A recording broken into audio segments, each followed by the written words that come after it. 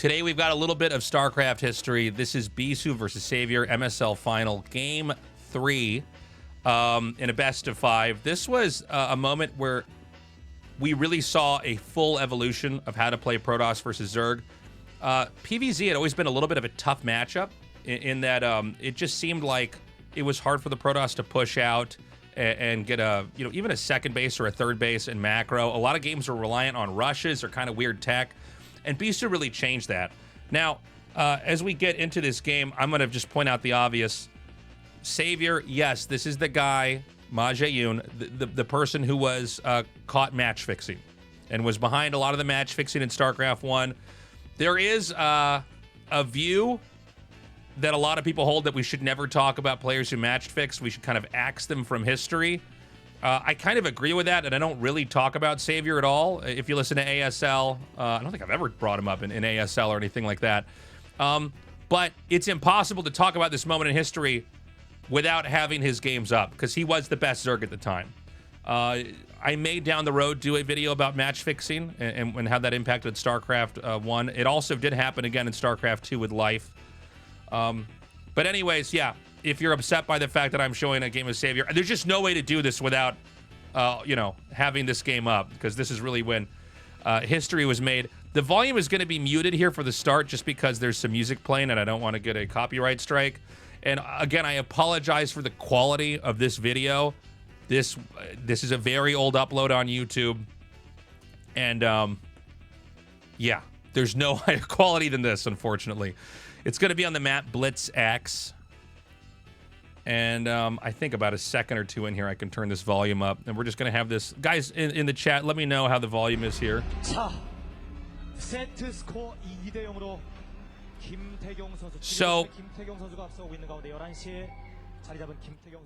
one thing to note here, even though this was, I think, in a fairly aged period for StarCraft 1, it had really kind of come into its own as a competitive game. The maps still had not been as fine-tuned as they needed to be. And we'll see a little bit of that over here with the expand play. Now all modern maps are built so that Protoss can fast expand. Years before this, there was a big debate in StarCraft theory of should Protoss try to fast expand or not. And is it actually a viable strat or is it a type of cheese? The burden for the Protoss, if they do a Forge expand opening, is that they only have buildings to defend themselves, which makes it pretty tough. As Bisu's build became more mainstream and normalized, all entrances at the natural expansion of the second base are the same size now. They made it so that you could always do this. And so his build orders had a big impact on the way maps are played. You can see the natural here. This entrance is insanely big. This would never be a map we could have in the ladder pool now. Or if we did, we'd only have this map, and there'd be no other maps close to it because Protosses would veto it. But even then, Bisu wanted to go for a fast expand play. Savior, his opponent, this was a guy who really knew how to macro and control in a way that was just a lot scarier. He had good micro for sure, but I always say the scariest Zergs are the ones where you don't even really get to leave your base. And that's really what, when Savior was winning, that's what all his games looked like.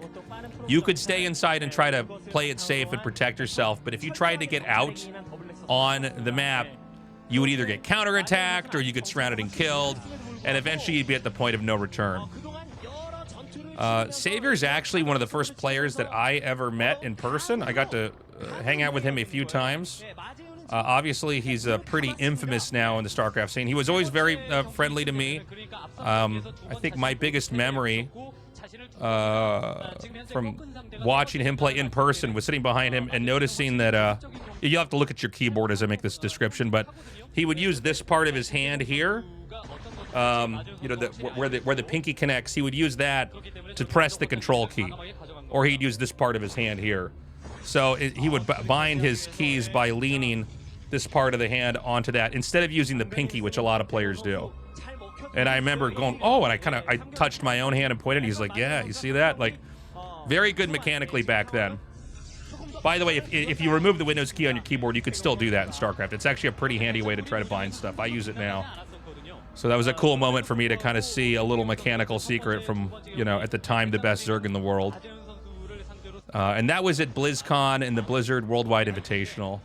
I was at those a couple of times. And I remember being stunned like everybody else when the match-fixing scandal came out. So, I'll pause the video once we get a shot of the base here. By the way, you can see there's some ideas that wouldn't be used as much anymore, letting the pylon finish. Into this guy says that's how I thought you were supposed to do it. A lot of people don't, believe it or not. One of the funniest and most surprising things for me was when I started to travel and see people play in person, realize everybody had different mechanical techniques and that the Koreans had by far the best. So see the placement here? This is pretty ingenious placement for a map where I think in today's standards, you'd never be able to get away with a fast expand. Keep in mind that, you know, we always see Hydra busts and Ling busts versus fast expand. Fast expand wasn't as common back then. So a lot of Zergs kind of didn't know what to deal with in this moment. But see how the cannon, it covers all the probes here. It covers the pylon, the forge, and the gate. And there's a fairly narrow path to get to it. And the probes can be right-clicked onto the geyser to protect it. Obviously, they'll be behind the cannon if they do that. But, you know, that's about as good as you can get.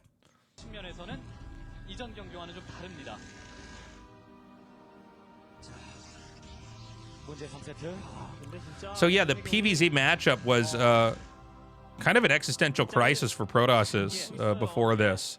You could get a sneaky build off and maybe get a kill, but, like, what is the standard macro build? And that's really what Bisu showed everybody here with this. And so in a lot of ways, he saved the matchup. We'll get more into his tech as the game develops a little bit further on here. And by the way, to this day, Bisu is still one of the greatest Protosses that there is. Since he became the best here, and maybe a little bit even before this, he's basically stayed one of the Protosses you can always study. He still kind of stays with his older style, but he makes it work. And he's very much an in-your-face Protoss.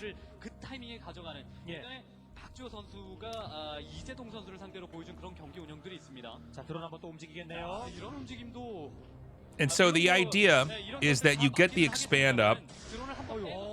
Zerg is going to be inclined to drone as quickly as possible and take a third.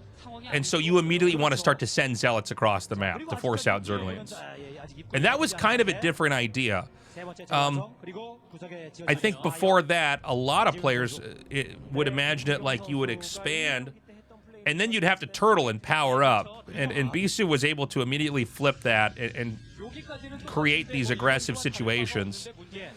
And the tech we're going to see here, which it's pretty commonplace now, but it was kind of a crazy idea back then, was Corsairs, Zealots, charging into the Zerg.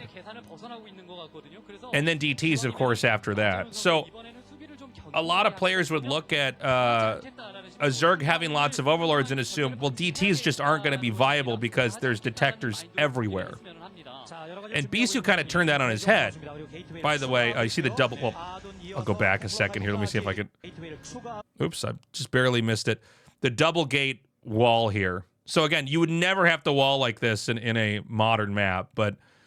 you know, Savior and this, even for him, this idea is kind of new, right? So the idea of doing a Hydra bust or a Ling all-in wasn't the obvious choice. But yeah, what Bisu would do is he would send these Corsairs out, mow down the Overlords, use the Zealots to kill the Hydras so the Hydras can't protect the Overlords, and crush. And a lot of times this would cause a early mid-game supply lock for the Zerg, which could snowball and did snowball a lot. The idea before for the Zerg was like, if a Corsair comes out, you just keep all your Hydras around your few Overlords and play defensive. And what was a strength, Bisu basically turned into a weakness by surrounding and killing the Hydras and then murdering all of the Overlords there and then locking them out. Now, in this game, Savior goes for Mutalisks, which is, I think, another, and even to this day, we still see this as one of the plays you can go for. The idea at this time was to use the 2 Scourge to kill the first Corsair and try to snowball the fight from there. But you could see Bisu responds with the 3 cannons, which is more than enough. A Dragoon in the main, that's very deliberate. not just to get rid of the Overlord that would scout you, but also to aid the Corsairs. It's just an extra body that the Mutalisks have to fight. And so we've seen now, I mean, we know the Ogres are gamer joke from ASL, but I mean, it is a good approach to the mass Corsairs. You double down on mutas and try to overpower them. That was not a common idea then. I don't know, to be honest with you, I don't remember how this game pans out. But that was not as common of an approach. And you could see +1 is coming along here for the Corsairs. That's going to finish around the same time as the +1 attack. That's the timing. And he's going to continue to accumulate Corsairs here.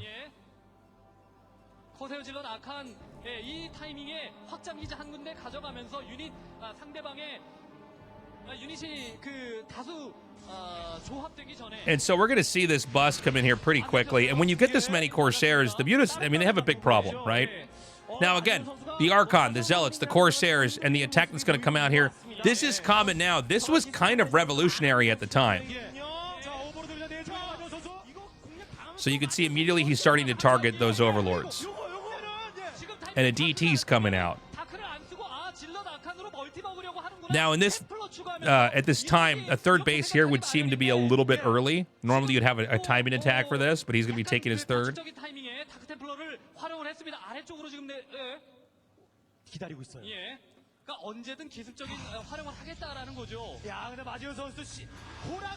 Oh, he actually finds the DT here.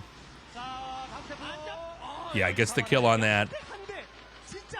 This map, by the way, is also very different in that there's this small little mineral set of minerals that you can... It's like units can only get through their single file. Like we're going to see here with these Zealots. Now you can see Bisu just doesn't stop making Corsairs. And this is kind of a crazy thing. Now Zerg also doesn't have any lurkers out yet. And you can see suddenly there's just critical mass. He's killing the Overlords. The Zealots are coming in. Here come those lurkers now. The Mutas come in to try to fight. We know how that's going to end.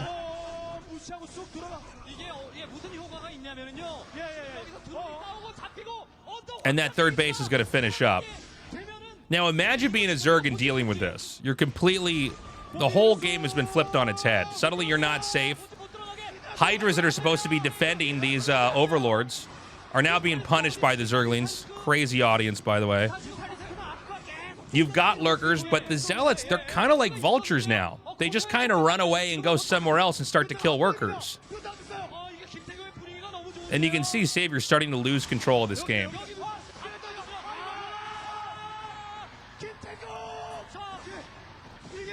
A lot of big pushes back then were more hinged on like trying to kill off the hatchery or win a fight and dominated a base. And this is a very different approach, kind of these little paper cuts everywhere. Now, because he's killed off all these DTs, or sorry, he's killed off all these Overlords, the DTs can come in and start to do a ton of damage. So the aftermath of losing the Overlords is there. Now, what's funny is Bisu is way better at this now. This is almost a sloppy game by comparison to what we see him do in a lot of ASLs, but this was crazy at the time. And this was in a period where Savior just seemed to be making Zerg look like the best race there was.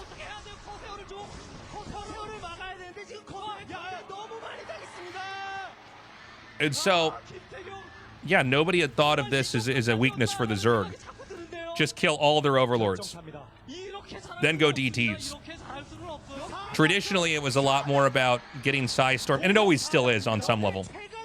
Zealots, Dragoons, Observers, Psystorm, and trying to move out like that. And he really showed that there were these real tactical openings where you could come in and really punish. And suddenly, you know, after the Zerg has been caught up trying to keep his Overlords alive and safe, a lot of times they get bunched together. That's when the DTs can really do so much damage. And I think I got to be ready to turn the volume off here in a second because I think music plays again.